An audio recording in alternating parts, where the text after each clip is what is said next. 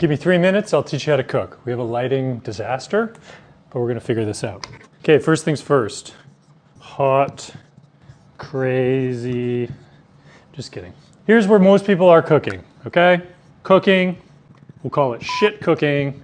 We've got question mark, question mark, question mark, and question mark. This is basically, I don't know what's going on. I don't know how things are working. I don't really know what's going on with the science of food.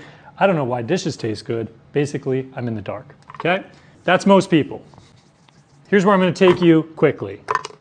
Chef. I write like a 2-year-old, it doesn't matter. So a chef understands that most good cooking is made up of acidity, umami, fat, heat, call it, salt.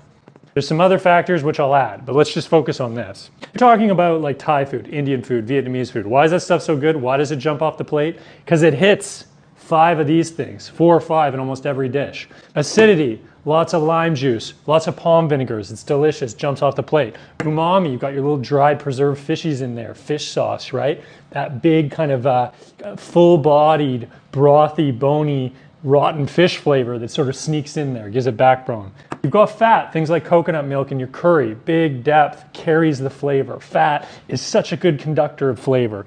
Heat, of course, Thai chili, hot, hot, hot. Wakes up the palate, endorphins, makes you feel good. Salt, of course. You've got liberal use of salt in all these dishes. Your green papaya salads, your curries, they all fit into this. Same thing with Indian food. If you look at something like Irish food, you have like none of this, okay? No offense to the Irish. Maybe putting a little bit of malt vinegar on some fish and chips. Whatever, no offense. Okay, let's add a couple other things that make dishes great, okay? Texture.